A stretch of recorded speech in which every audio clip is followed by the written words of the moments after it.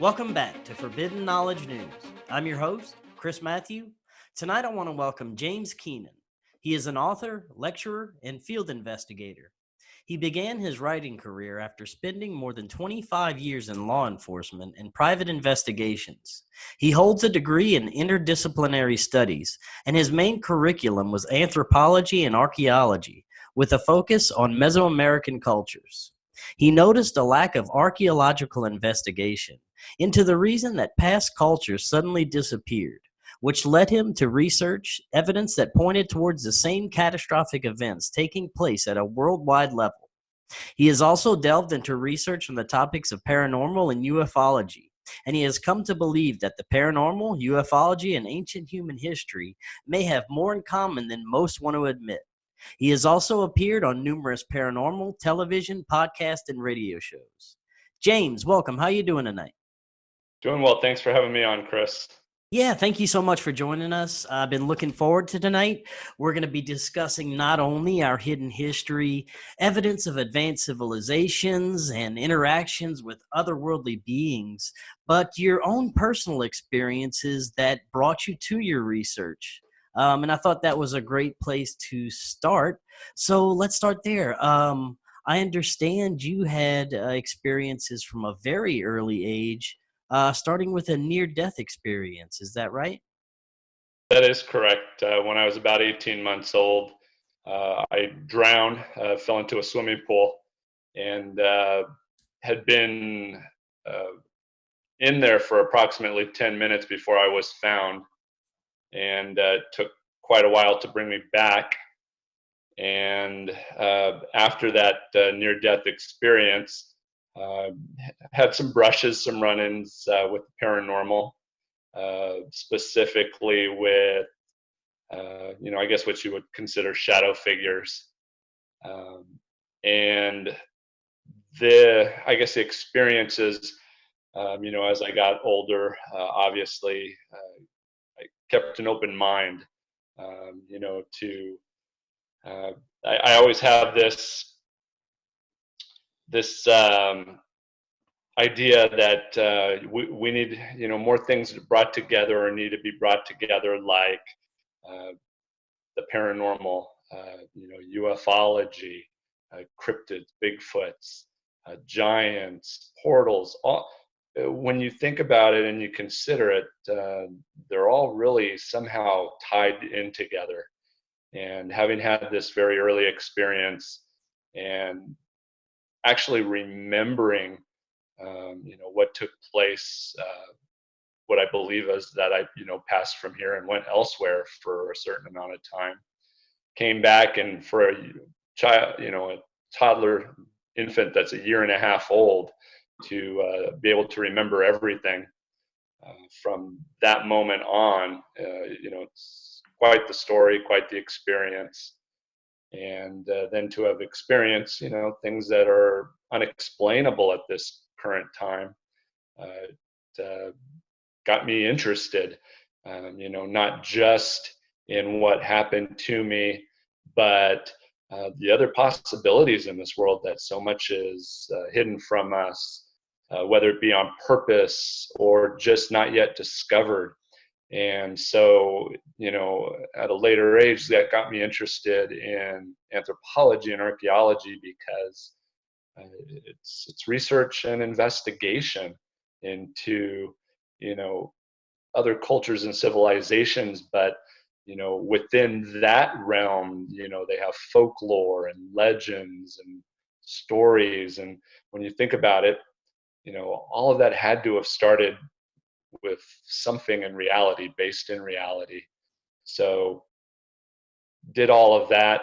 I went into law enforcement, into private investigations, insurance fraud investigations. And so I always had some, in way, shape, or form, was, investigating and researching, whether it be criminal or civil issues.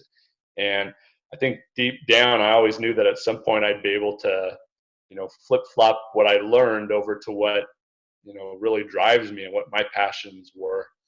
And I guess at some point, I got tired of, doing what I was told, and just the day-to-day normalcy.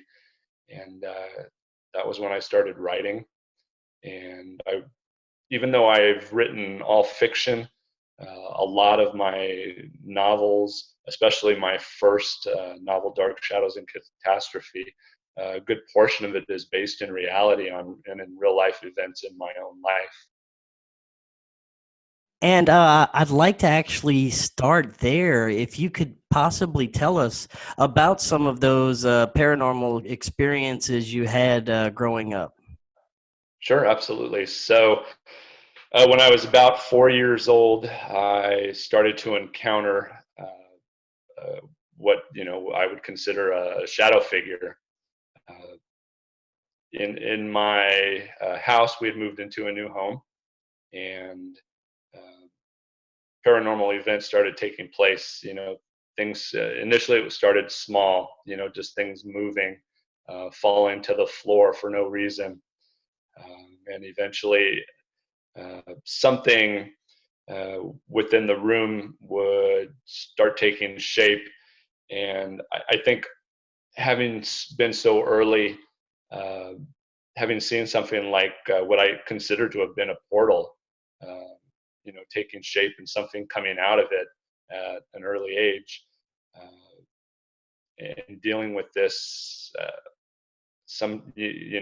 for quite a while, sometimes on a daily basis, uh, was at the time it was extremely scary, being that young. But I eventually uh, grew to understand it, grew to not fear it, and at some point, when I was a teenager, it stopped with that entity, and it wasn't always a constant. It was a lot more happening and taking place when I was 4 and 5, and then it went away for a while, came back when I was like 8 and 9 years old, and then I didn't see it until I was 15 for the last time. But Did it have any interactions with you, physical or otherwise? it did. Initially, it would move things or pull things, and then as time passed, there were some physical altercations. Uh, Contact was made, and it was several times that took place. Communication wise, also, I always kind of felt like I think maybe I ticked it off because I felt like it was possibly trying to communicate with me, and whatever way that it was trying to do that, I did not understand it, or if it was telepathically, I didn't have that ability, and I think you could kind of see the frustration in the way that it then interacted with me at that point. And it had violent interactions with you? It did. Sometimes there was physical interaction um, that took place. It um, There were times when I was pushed up against a wall or lifted off the ground and thrown, or pushed down to the ground. Wow. And how long when did this all stop happening? It stopped happening when I was 15. As a matter of fact, from the age of 9 until 15, nothing happened, and then at 15, it was just one single occurrence, and then never again. Did your parents know about this, or did they ever witness it? So when a 4-year-old tells them what's going on, what's your main response as an adult? You're dreaming this; it's your imagination. So for a while, yeah, absolutely not. They didn't believe me. Um, it got so bad that I refused to go to sleep unless they were with me in the room until I fell asleep.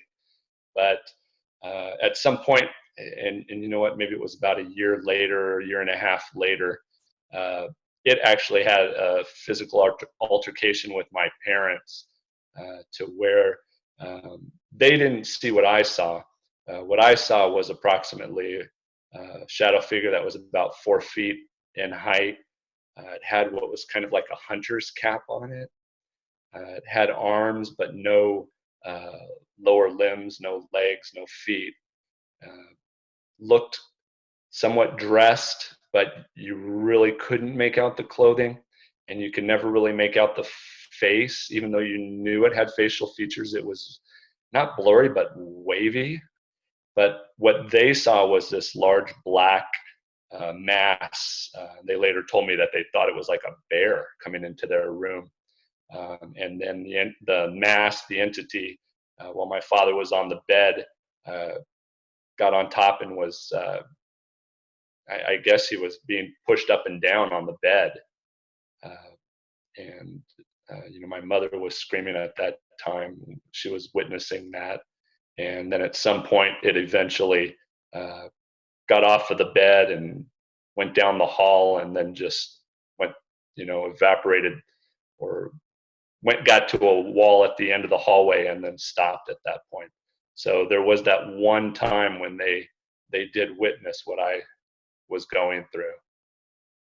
Now, was this just at one location, or did it kind of follow you around? So it was at this initial, it was a new home in Orange County, where most of it took place. The only time that it interacted with my parents was there at that house. We moved quite a lot. And so then we moved again in Orange County. It never showed up at that location.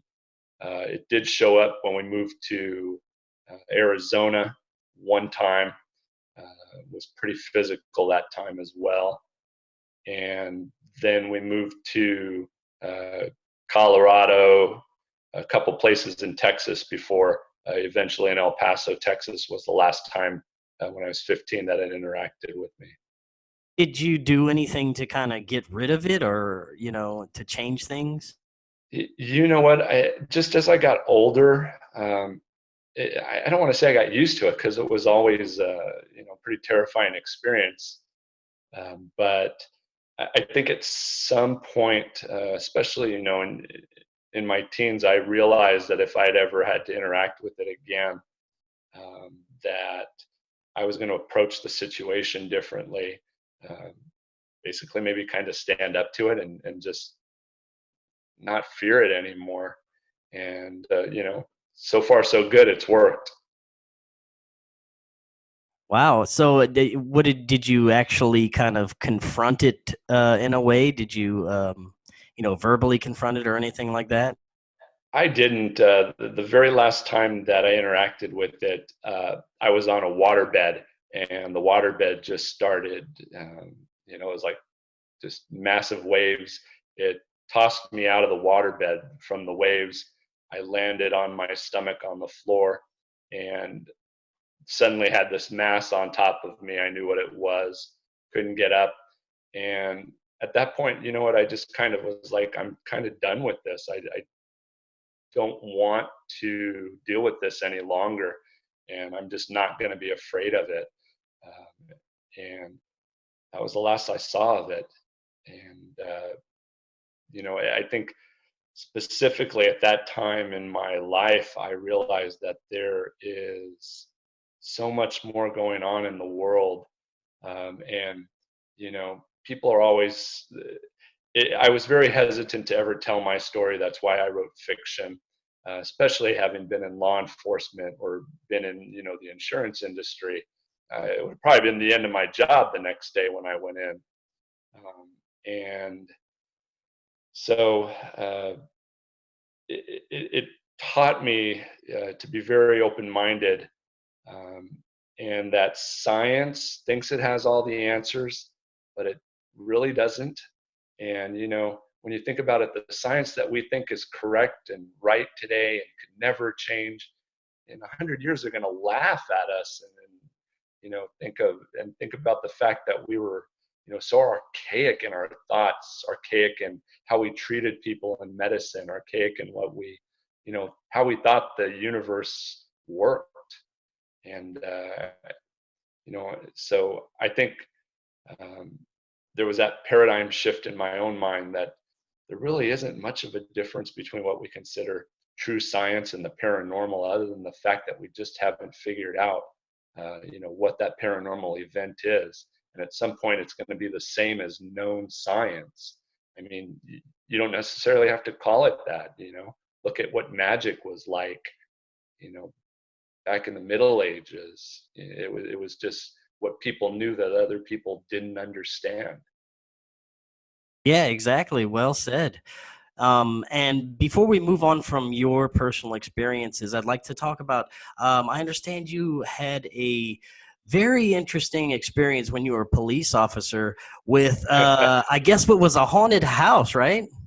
See, I'm putting this into my new book. I'm writing my first non-fictional book. It's going to be somewhat of an autobiography, and then it's going to get into all my research and investigation on, everything paranormal, ufology, one chapter at a time. So I don't want to give too much of it away, but yeah. So I did. I had an experience, had nothing to do with my, personal prior experiences.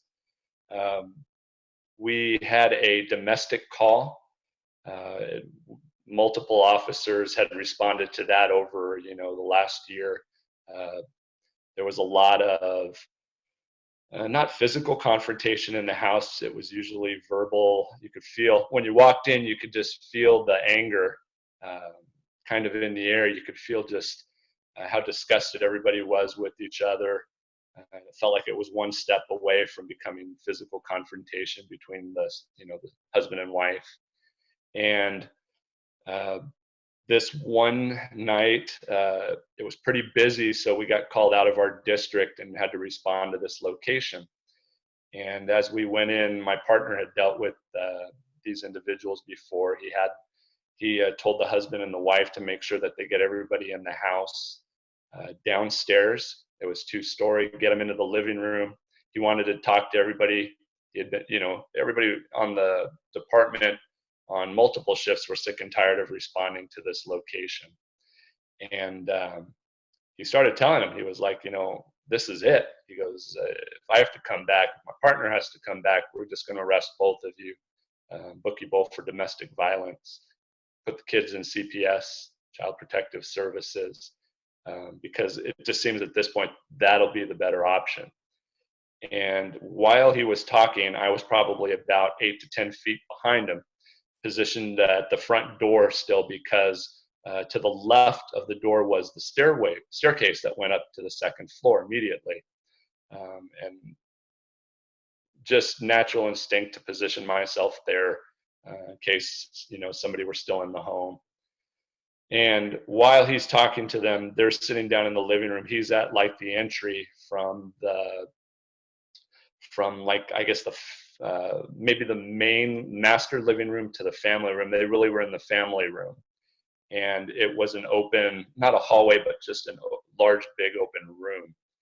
And we just suddenly, I heard something upstairs, throw an F-bomb. And I looked up and my partner looked back, and then we heard a couple more F-bombs, and, heard something say, get the, F out of here, pig. And he turned and he told the husband, he goes, I thought I told you to get everybody downstairs when we came in. What's going on? Why are there still people upstairs? And the father looked at his wife, and he looked back at my partner, and I could still see it because it was like a pretty large open room with just that I guess somewhat of an entrance exit into the family room. And he told my partner, he goes, everybody is here. He goes, I don't know how to explain to you, but there's nobody in the house. And then suddenly we heard multiple people upstairs yelling and screaming, and it was vulgar language.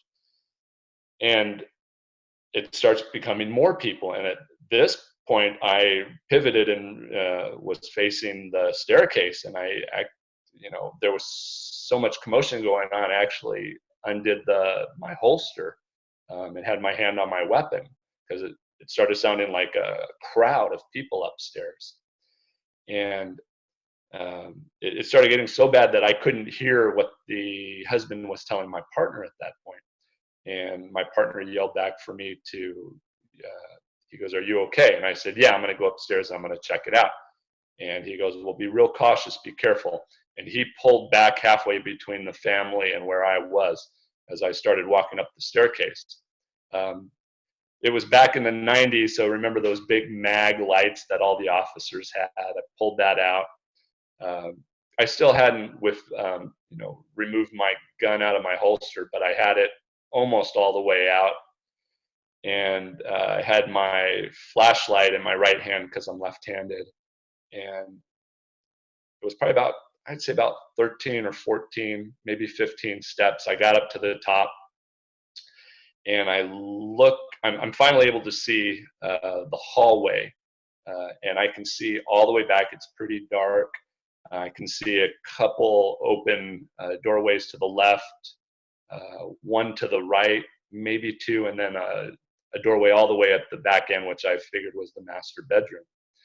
So I slowly, at this point, it's extremely loud. I can't hear anything except all these people cussing at me, and it's being directed at me because, I hear pig, I hear just you a-hole, yeah, you. And at that point, I pulled my weapon from my holster and I had it at my side because I didn't know what was going to happen.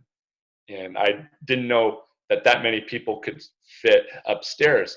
But as I shined my light down the stairways, there wasn't anyone, not a single person. So I took about 3 or 4 steps into the hallway, and I noticed that they had that old wood paneling. Remember, it looked kind of like actual wood. You could see all the ovals and the circles Yeah, in my it. parents had that. Yeah, because this house was built in the early 1980s, and I realized that all the yelling and screaming is all around me, and so I turned my flashlight onto the wall, and at that point, I see hundreds of faces where those wood ovals and circles should be. I'm not talking like 1 or 2, but every single pattern of an oval was a face, and it was stayed 2-dimensional, and they were yelling and screaming. What I heard at this time, my partner thought I was in trouble, and I could hear over my my hand radio that he had already called for backup. And so I'm up there for a minute or two, and he starts yelling up, and he's like, "Are you okay?" And I'm trying to yell down to him, I don't know what to tell you. And I remember one face specifically turning right towards me, and he was like, "You, yeah," and obviously some vulgar words and all that. He goes, "You ain't even supposed to be here. You need to get the F out right now." And but he was yelling at me, and my partner goes, I could hear him yelling to the family, and then he starts coming up, and outside you can hear a siren because they had them coming code 3. One of the first and the second initial unit to our location was supposed to respond code 3. They had asked if we wanted to clear the air for emergency traffic. Luckily, my partner, told them negative. So he's halfway up the stairs. The siren is turned off. You can hear commotion and then nothing. There's nothing. It's dead quiet. My partner's he's halfway up the staircase, maybe almost to the top. And I'm looking around. I'm just looking at wood paneling. Now I'm looking up in the corners and all that to see if I can see a projector, something like that. And you got to remember, this is the early 1990s, so they don't have anything like what we have today. And he got up and he was like, "What's going on?" And I said, "I don't even know where to begin." He goes, "I don't know what to tell you." And then the 2 other officers came in through the door, with their weapons drawn, and he told them it's code 4, everything's okay. And we made up a story as quickly as we could. It was pretty stupid, but we said it was TV on really loud upstairs. We thought somebody else was in. The family backed us up, And obviously the report just showed that we went to a domestic call, talked to the family and notified them that, future possibility. But yeah, I mean, it was just, Wow. Yeah. How do you explain that to your supervising officer? you don't. Yeah, if I guess so. If you want to keep your job, that's disappointing in a lot of cases because I'm sure this stuff happens a lot more often to people and it just goes unreported. Well, yeah, look, I mean, that's an example that, Yeah, that is I mean, absolutely I crazy. don't even know. Yeah. I wouldn't know how to explain it or have explained it to my lieutenant or my captain. Wow. Well, now let's shift gears a little bit. Let's get into our ancient past, which you've done plenty of research on. Now, there is, of course, evidence that humanity was wiped out more than once by a major cataclysm. We had to start over. But it seems that the evidence that these civilizations were extremely advanced as well, that's the suppressed part. That's the part that modern academia seems to not want to catch up to. And also the evidence of these cataclysms. What evidence have you come across that shows that we've had these multiple cataclysms that have wiped out civilizations that may have been very advanced numerous times? Absolutely. And, in some way, shape, or form, we've all come across it. The biggest is oral tradition. Um, a lot of anthropologists easily dismiss it as, just something that was made up to explain a story, to, tell about something in the culture other than what the story is actually stating. And when you think about oral tradition being one of these, you got to think about it. Everything has to start off somewhere. And if you don't have television, you don't see, a picture of an apparition, you wouldn't know what it is. So these people, uh, if they didn't see it, they wouldn't have known how to draw it, how to talk about it, how to describe it. And then there's another one, the drawings. So you have uh, ancient drawings in the form of petroglyphs, pictographs, stella, um, depicting supernatural events or depicting supernatural creatures, which again get dismissed. They tell you, oh, it was, uh, they were on some type of hallucinogenic medic drug that caused this. But who's not to say that that doesn't help the senses in seeing what the reality is? And when you're talking about catastrophic events and you're talking about petroglyphs and pictographs, they obviously had to have seen something, and it was so devastating or so important that they took the time out to carve this into what they believed would be the longest lasting material, rock. And as you and I look around, as the scientists look around, everything in our world eventually crumbles and disintegrates. And, there was a show on that said if human beings, suddenly weren't here the next day, how long would it take till there was nothing, no remnants of us existing? And it was around 10,000 years.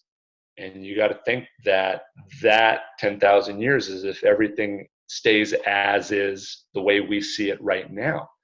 But with catastrophic events taking place, what people don't realize is you have things taking place like rotation is suddenly altered, the rotation of the earth. That doesn't mean the winds are going to stop and the water and the tides are going to stop moving. So suddenly you have 1,034 mph winds going from west to east and just wiping everything out. You know, um, you have tidal waves, tsunamis. When you add salt water to metals, to iron, you suddenly speed up that the way that it breaks down. It's no longer 10,000 years; it could be several thousand years. And then you're talking about when you're talking about these oral traditions, writing that we see, you see that there were these different cultures and then nothing. And then suddenly we're in what we consider, they label as a dark age. So why did there only have to be one archaic period or one dark age? There were many. There were multiple that go back. In my research, I'm able to go back 70,000 years and show that people like Vishnu existed, and that there were things such as the Vimana, which was some type of aerial vehicle. And we also have these books in Mesoamerican culture, they're codices. Unfortunately, the Spanish pretty much wiped everything out. They burned everything, and there are only a few of these codices survived. But when you look at the subject matter, for them to be so fixated on certain topics, one specifically being the planet Venus. And then they talk about, this great destruction and the people were wiped out, that this almost hot pitch and ash was dropped upon everybody and burned them alive. You're seeing all of this, and for it to be just dismissed as a story, a fable, a legend, it's ridiculous. There's just too much out there, and all these cultures from all over the world have the same story. They just tell it differently, or have different gods or different players in motion. You name them, Gilgamesh, you name them Noah, but the stories are similar. The deluge, you talk about this great deluge, it's in all these cultures throughout the world, no matter where you are, and you're looking at the same time period. So how is that possible if we're being told by scientists that there was no contact? Now, when we go back, say as an example, 70,000 years, how advanced do you think some of these civilizations were? We see evidence of advanced building skills, knowledge of the stars and astronomy that are well beyond that what we could have ever thought that these ancient cultures would have had. What else?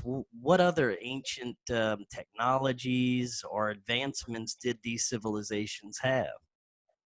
Well, just from, and you have to remember that a lot of the historical data, the historical texts have been destroyed or they're hidden.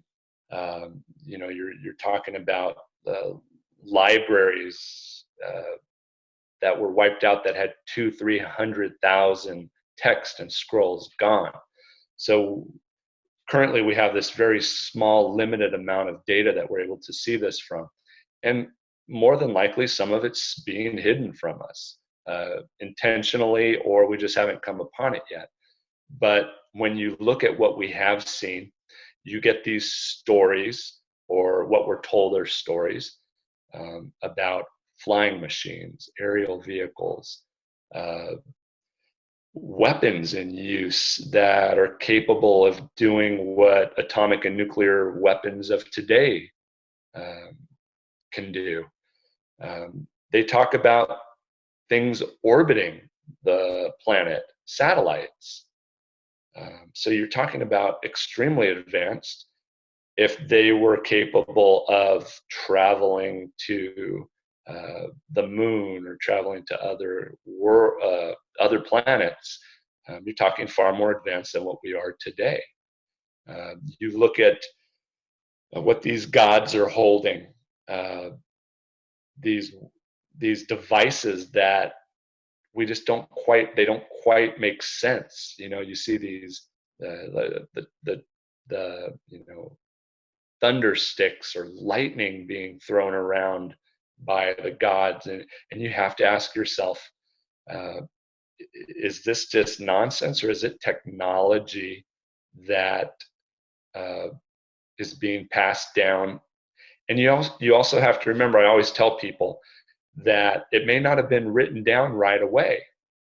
It was probably passed down by those who survived orally for a very long time. So the technology and the science behind it was lost.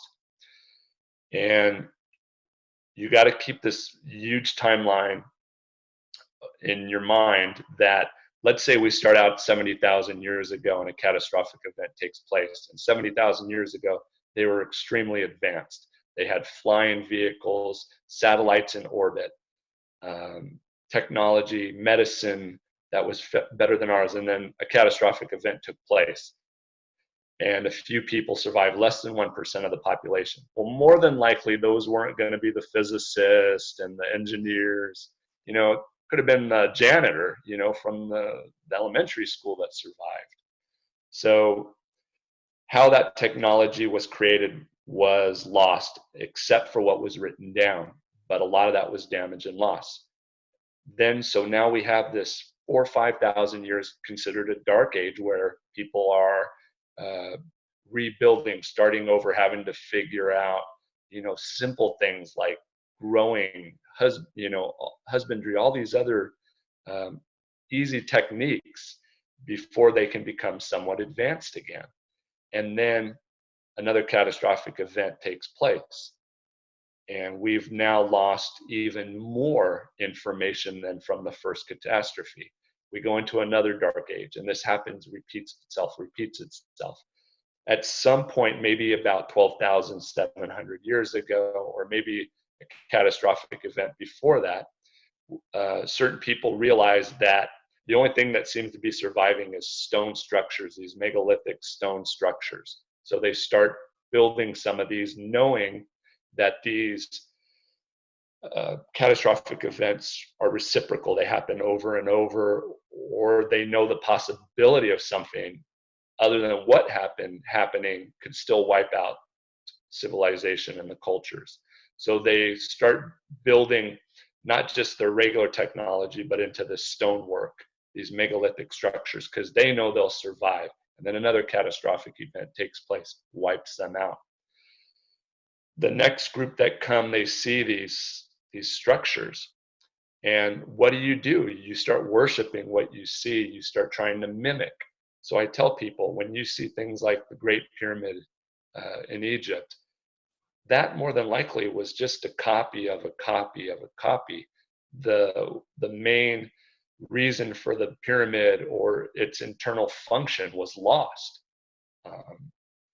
But there are a few ancient structures that survive, like the Sphinx is out of place. And this looks to have survived one or two catastrophic events. So what scientists do is they kind of lose the fact that we're looking at this much longer timeline with multiple events taking place. And when they brush it off, they're brushing it off as if it was just a single catastrophe we're talking about, and that there could be no way within this 6,700 year time frame since the last one that they could have been anywhere near advanced as we are today. That's hogwash. And so that's kind of the buildup as to, the science itself has almost become a religion, and they refuse to open their mind to anything, any other possibilities than what their instructor and their professor told them that they learned by their instructor and their professor. And it continues and continues. Right. And science only gets advanced one funeral at a time. So. Oh, that's unfortunately true. Right. Yeah. Now you mentioned the possibilities of these ancient civilizations having advanced nuclear capabilities. What are your thoughts on the possibilities that one of these cataclysms may have been from nuclear fallout? So I the four catastrophic events that I've kind of been tracking and try to build the evidence for doesn't involve that. So I really haven't looked into the fact that it was man-made or other species made, because who knows who else lived here or existed prior to Homo sapien. But I'm looking at more natural phenomena like Venus, solar outburst, um, a blue star, which more than likely was uh, some type of explosion or something that we're not aware of from the center of the galaxy that looked like a blue star.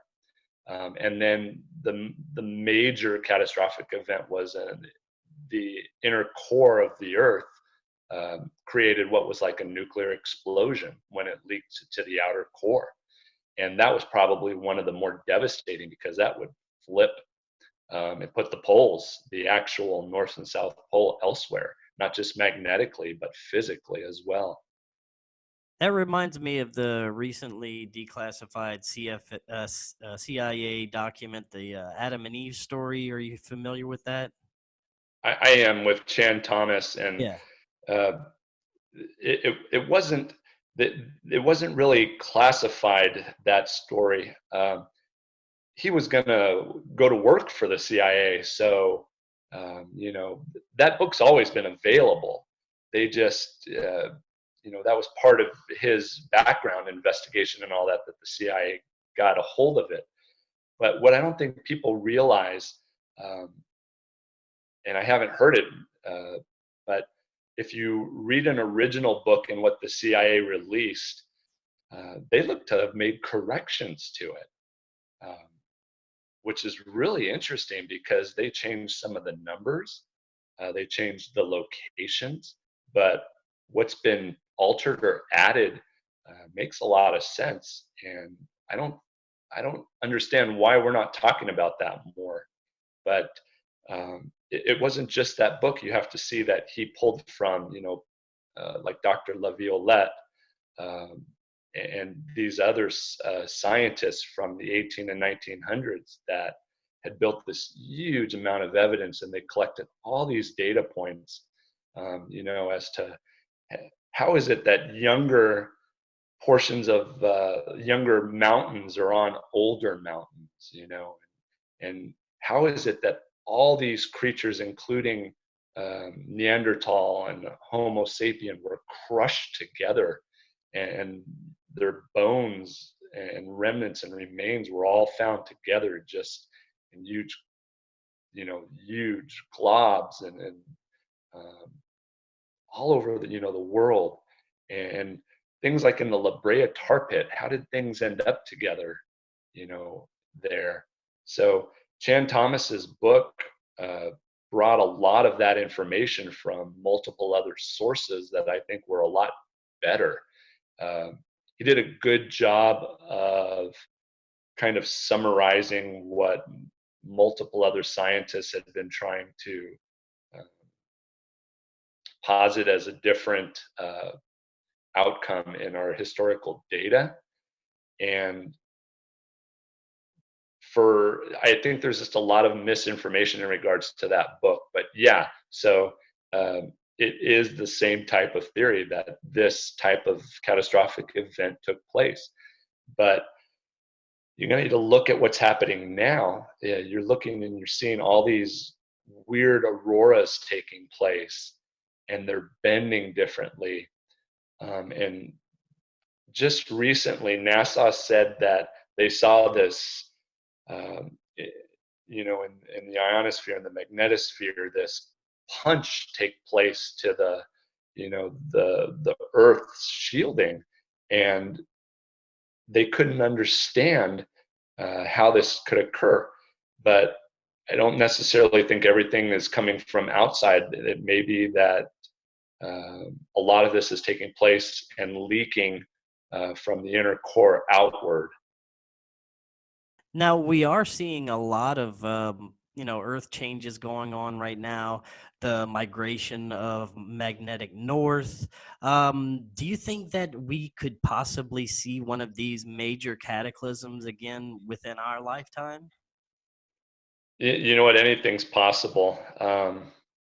There's a lot taking place right now that I think there's a lot of misinformation purposely being put out there.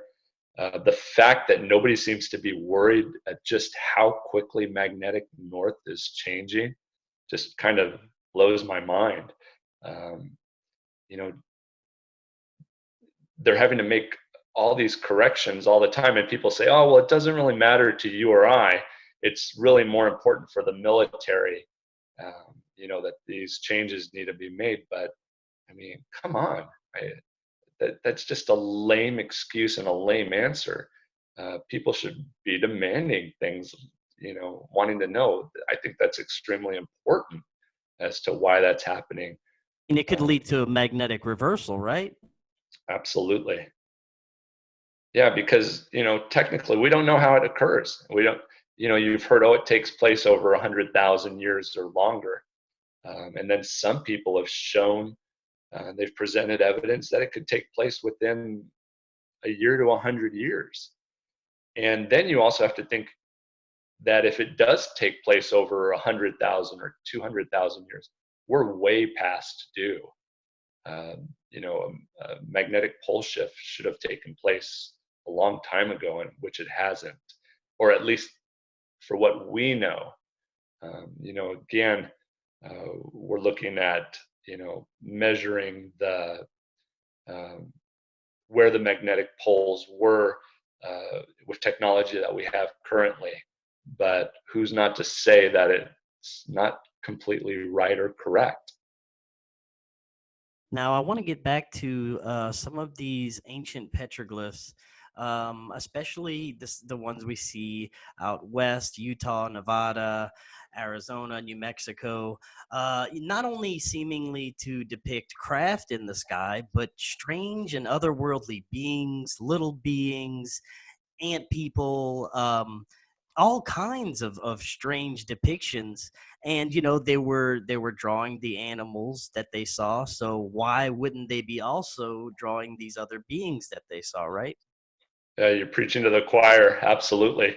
Um, so in the last couple presentations that I've put out, a large portion of that are on petroglyphs and pictographs as proof or evidence as to what I'm positing, um, change-wise in what's happened. And especially here in the Southwest, in the United States, like you said, when I go in and I lecture, I tell them, it seems like everything I'm showing you, that this is just a natural effect, a natural cause, that every petroglyph I look at is something strange going on, but that's not what's taking place. For every one very different and interesting petroglyph that I show or present, I looked at 100 of them before, and like you said, it was a bighorn sheep. Uh, it was a Native American on a horse. It was a bear. It was bear, prints, human prints. Um, Something you see and you're able to easily carve it. I come by, I understand what it is. But then you get these weird anomalies in the historical data. You get these anthropomorphic creatures, and anthropologists and archaeologists will say, well, it's just a representation of them trying to explain something, kind of like a fable. If it was if it was oratory, and I was to speak it to you, same thing. Or that they were taking hallucinogenic drugs in order to get into this different mindset. And what they saw, they then carved it into the stone, they put it into the stelae, or they told it in oral tradition. But again, you know, everything that we see has to be based in some type of reality and some type of fact. At some point, somebody had to see what was written, what was drawn, what was carved. It just doesn't suddenly, if I put a 5-year-old that's never had contact with another human being or any television or anything walk into this room that he's been held in for 5 years and tell him, here, draw me a castle, he's going to look at me. He's not going to understand what I'm asking him to do. So it's the same thing. That initial onset had to come from somewhere. And so you get these some anthropomorphic creatures that are just so out there that the anthropologists are saying, well, that's representing magic, or it's representing the supernatural. And they don't want to admit what they're seeing. But I mean, you see portals in the petroglyphs. You see devices in the air that look to be transmitting signals out into space. You see creatures that you've heard in Greek and Roman mythology here in Southwest, specifically the Minotaur. And excuse me, I'm just going to get a quick drink. Oh yeah, no worries. It makes me wonder, if some of these entities and beings might still be around somewhere or just have gone underground. And we just catch glimpses of them every once in a while. Like I want to talk about a little later, Skinwalker Ranch. It seems to be a hotspot of a lot of these paranormal entities that are unexplained. But yeah, continue what you were saying about the petroglyph. Sure. So specifically on the 40th parallel line, the latitude line at 40 degrees, you see a lot of similarities in the petroglyphs and pictographs at that area. And you also see on the other side of the oceans, you see in Turkey, Armenia, Sardinia, Greece, and in Italy, on their artifacts, what seem to be very similar symbols and similar anthropomorphic creatures. So much so that when I put them together in my lecture, you wouldn't be able to tell where they come from unless I tell you this one is from Utah and this one is from northern Sardinia. So at that point, then you start looking around at the petroglyphs more, and you start seeing these round and oval features where Native Americans that don't look so Native American are coming out of. And I say coming out of because they have an upper body but no lower, and these squiggly lines are drawn. You look and you see what are representations of giants, with 6 fingers or 6 toes on each hand and each feet, or they have 6 fingers and huge feet with 5 toes. And then you got to ask yourself, well, where else do I find these things? And then you go to Sardinia and you look and you see what looks like similarities. And then you look at the giants here in the Southwest and you see that they have what looks to be red hair drawn in, if it's a part pictograph. And then you got to remember that the Paiute had these stories of the Siteka, which were these huge red-headed giants that constantly pestered them, sometimes ate them. And they got sick and tired of it. And the Paiute Indians say that they killed them to get rid of them because they were constantly taking people, eating people.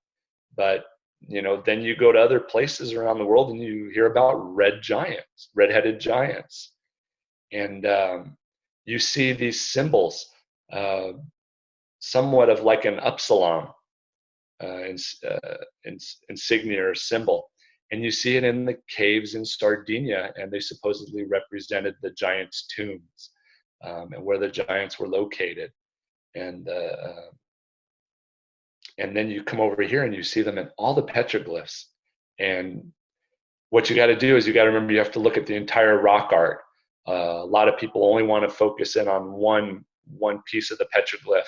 If you see something on television, on like one of the History channels or Discovery Channel, they only focus in most of the time on a single glyph. And I wish they'd show the entire rock art, because a lot of these some of them are 30, 40 feet long.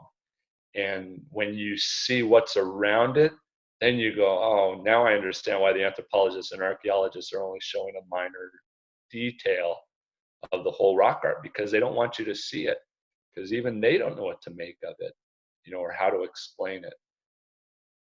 Now, when it comes to the giants you had mentioned, do you think that that's what happened, that they were just all killed off?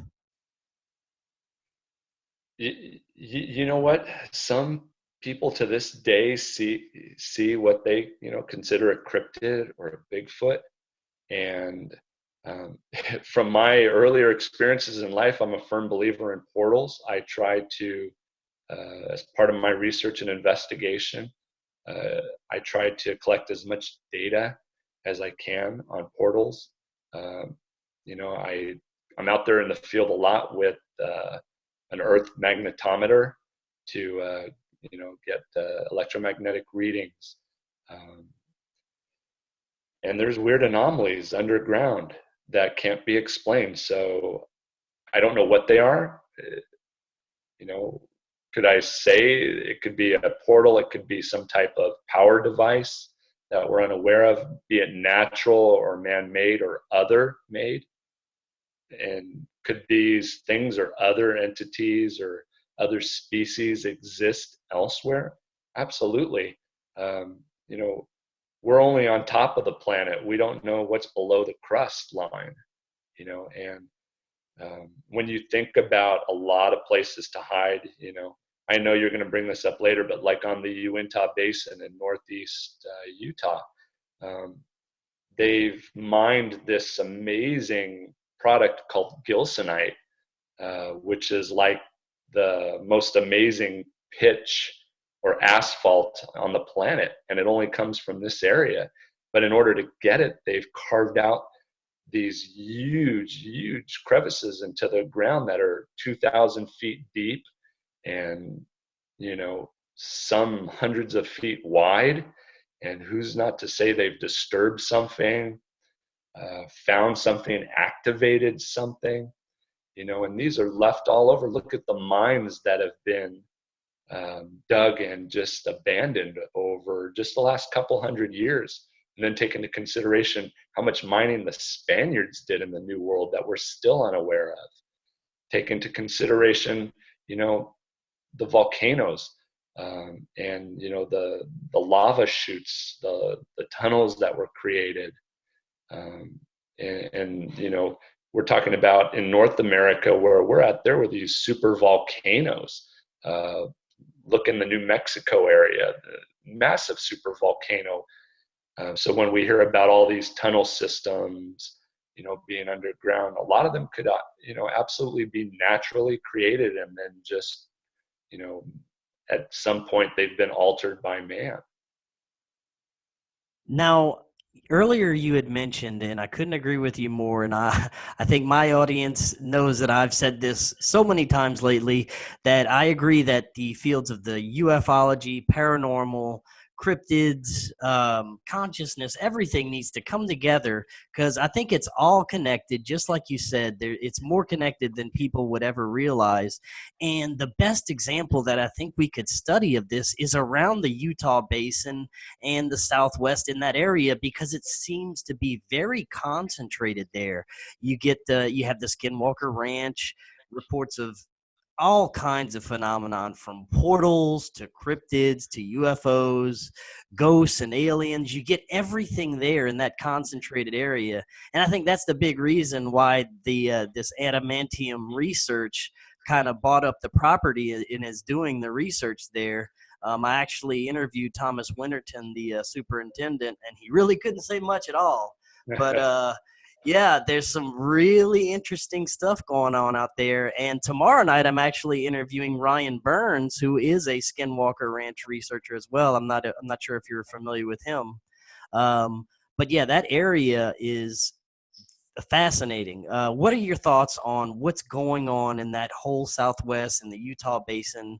Why is it so concentrated there?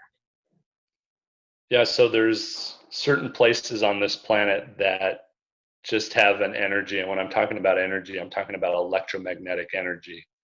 Um, where it's coming from, what the source is, unsure. I'm not. I have ideas, um, and as I research and investigate, I would love to build more data points and collect more data points on that. But yeah, the Uintah Basin is very unique.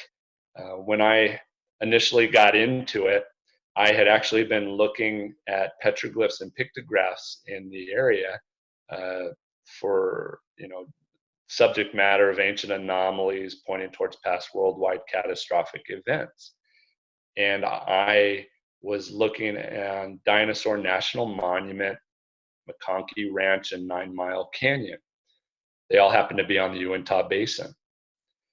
And I was like, this is pretty neat because I live in Arizona and there's a lot of anomalous artifacts here and petroglyphs and pictographs. And when you talk to the Navajo, uh, they just have amazing history. And I hate saying stories because when they tell it, it's historical fact to them. And over the years, I've come to believe, that a lot of this is historical data, not a story, not fable, not folklore. But on that Uintah Basin, in my investigation, and I've put in probably over 1,000 hours just in the last 10 months, you know, boots on the ground, um, going to the libraries, to the historical centers, researching on the computer, interviewing people. As a matter of fact, I just came back from Salt Lake City where I was at Monday and Tuesday, trying to make contact with several people that have a relationship with the basin. And you have multiple things and multiple events taking place. You have paranormal activity that can't be explained. You have unidentified aerial phenomena in the same location, and it is seen a lot. Um, it's like a UFO alley. Uh, then you have these major electromagnetic anomalies all over the basin. You have this very interesting um, minerals and substances like gilsonite, which uh, is an amazing insulator. So if you think that now you have other carbon-based material that could create this, and then for this to be insulated, you're creating like this massive batteries naturally, or it could be man-made or other that are there. But you're having these strange effects taking place. You're having people see a lot of things. You're having a lot of health issues with people, not just on or near the ranch, but the whole Uintah Basin. So you have paranormal events, you have UAP taking place. Then you have to ask yourself, why is the government, what was taking place? And recently, a lot has come out to show that it looks like the people specifically on the ranch were being used.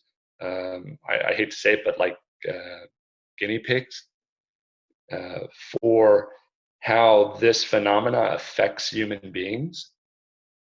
And you have what I believe is technology that was found by Native Americans a long time ago being used.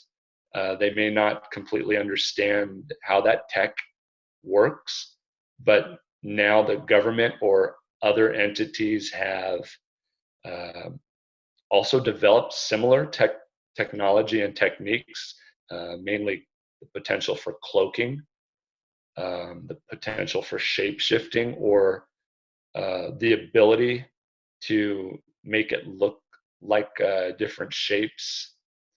Um, so you have artificial, you have natural things taking place. Well, before we move on from this technology you're talking about, talk a little bit more about that. Where have you found evidence of this? So when you think about shape shifting, um, and you know, people talk about, oh well, that's a skinwalker, it's a shapeshifter. You look at the petroglyphs in the area, and there are certain petroglyphs that show advanced technology.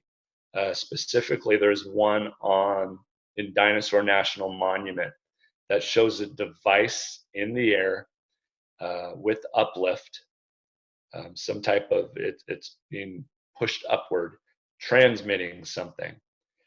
And you see in other glyphs what looks to be the transformation from a human into an anthropomorphic creature. But there's devices on that individual that don't look to be just Native American clothing. Um, they look like devices in use. And when you think about it from the potential for masking or cloaking something, um, there's similarities into what we would consider how it would work and take effect now with our current knowledge of technology. You know, we've started seeing like these sheets or these cloaking devices that are put in front of people that mask being able to see them. And it bends light, it shifts the light, it changes the light that can be seen or not seen.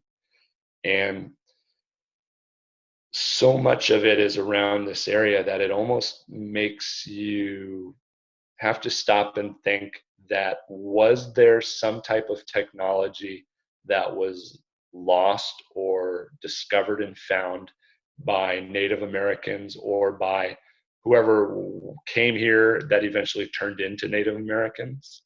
Because again, I'm talking about that 40-degree parallel line.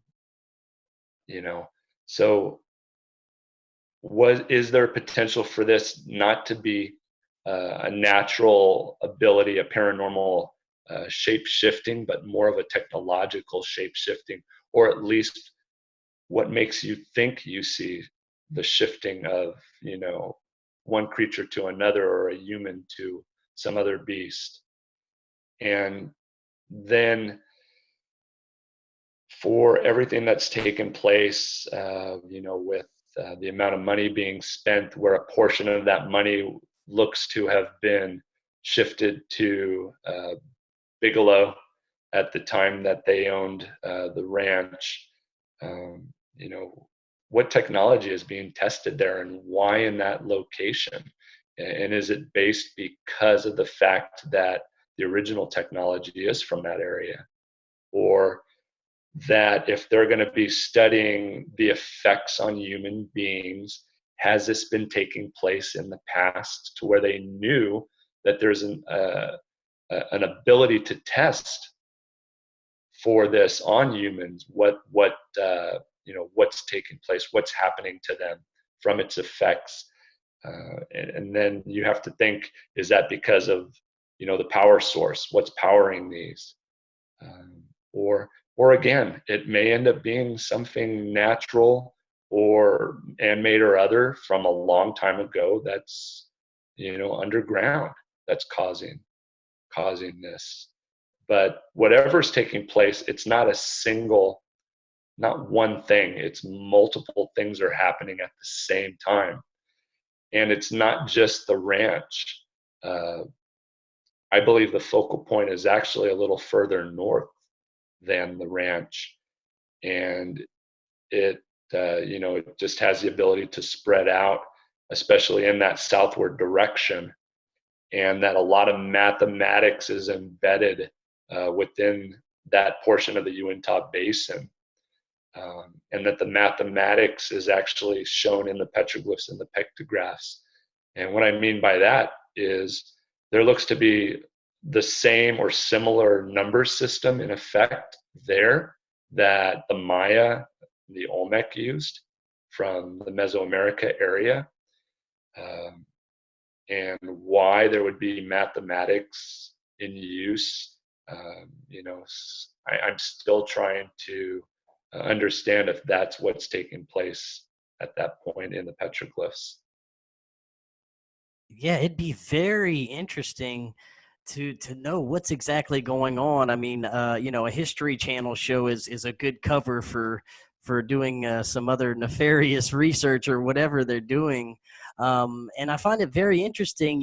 Not only is there this UFO phenomenon, portals, these shapeshifters, but there's also sightings of Bigfoot and cryptids Yeah, and anomalous lights, strange reptiles, all kinds of stuff. And I'm wondering if it's just like you said, it's connected to some strange energy source that feeds on people's consciousness and forces them to see whatever it wants them to see at the time.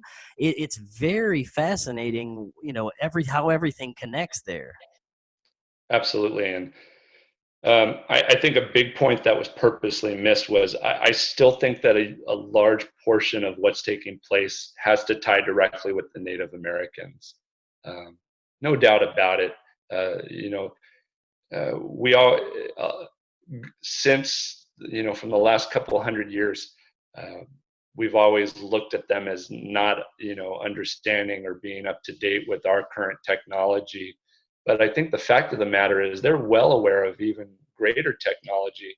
They've just been taught not or to not have a need for it, to live better with the planet, to do less damage than we've done. And in when you think about it, if Bigelow had, which he probably did, known about a cultural site on the property, and that were to become public, well, guess what? The Native Americans could, sue, could ask the government to step in and reappropriate that lands back to them, and then he would no longer have that portion of the ranch. So I think a lot of what we're seeing, a lot of the anomalous events, a lot of the paranormal are directly tied to the Native American aspect of this. It's just that, um, if that got out, it may have changed the ability to experiment or the ability to test or the ability to conduct experiments, because that would have been stopped at that point. And I think a few people understand what I'm trying to say, and they're tied into that area.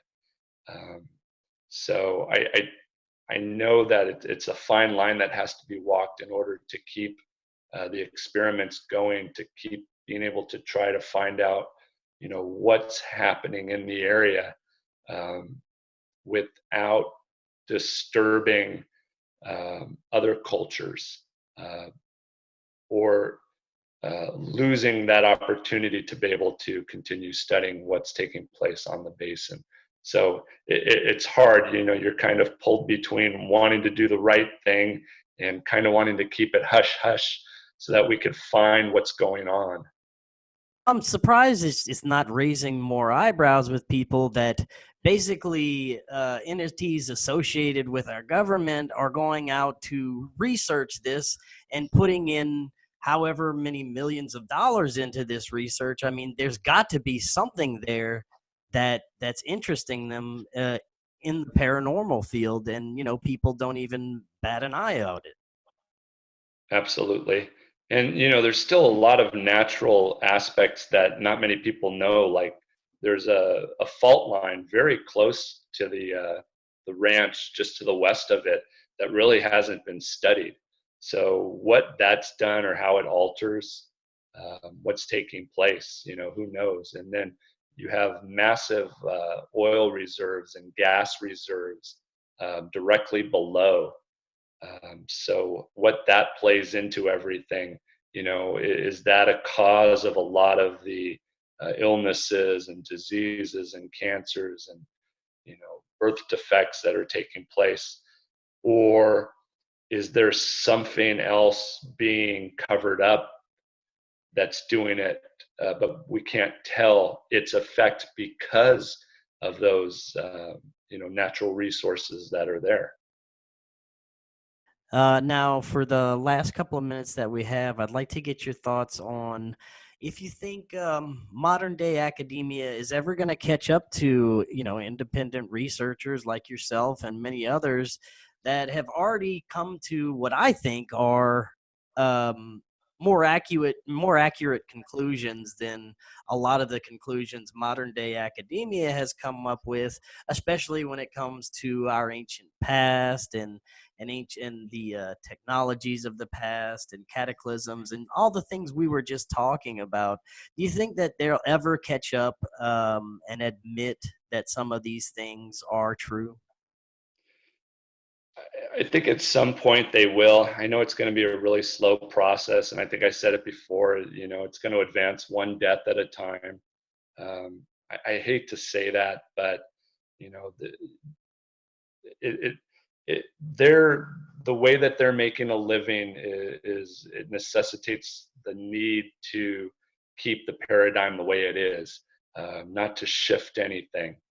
And I understand it. I mean, you're making your living this way, and you're creating these research papers that only your peers are reading. And here comes along somebody that doesn't have a doctorate degree, doesn't have that PhD behind their name, maybe only has their BA and their master's, but these individuals are doing something that they're not. They're out there in the field, researching, investigating. They're spending 2-3 nights out in the middle of the desert, where there's 5, 6, 7, 8 coyotes running by at a time, trying to find out the truth. And when you position yourself as being open-minded or having had a paranormal event in your life, then they're able to say, oh, well, everything now is bogus. It doesn't make sense. It's crazy. But, think back 100 or 200 years ago, they were saying the same thing, and now look what we believe. And it's just a slow process. And I hate to say it, but if for it to be sped up or to happen quickly, something bad has to happen or catastrophic has to take place, or an event out of the ordinary has to immediately happen for the masses to change the way that they're being taught, being controlled to think. And from an early age, we're conditioned. We're conditioned to think this from the moment we're born. And it's just a process that I don't believe can be undone because it's culturally embedded into our civilization. And the powers that be, the powers that control, aren't going to release those reins anytime soon. So you have to slowly find ways to push certain ideas and certain information to the surface. And it just takes time. And luckily, we're being given more opportunity through the internet, through conferences that have open-minded people there. I'm going to be at the mega UFO conference in Laughlin, I and will be there too. it's a pleasure to have people like Bob that are forward thinkers, to get a lot of people together. Geologists like Dr. Bruce Cornett, that are, free thinking, forward thinkers, but still use the science of today to back up what they're trying to teach and instruct.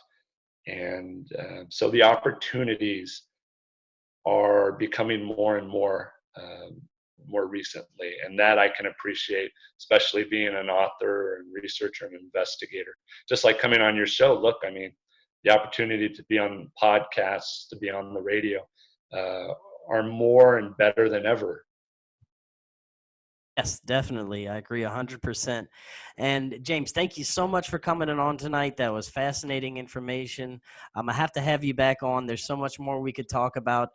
Before you head out, let everyone know if they want where they can find your work, any social media, anything like that. Absolutely. So it's amazon.com/author/James Keenan. You can find my books there, my bio. I'm also on Facebook and Instagram. So I post a lot of my newest research, petroglyphs, pictographs, artifacts there, or what I'm currently doing. Very good. And we'll have to have you back on after that new book comes out as well. Oh, absolutely, Chris. Hey, I appreciate it. Thank you.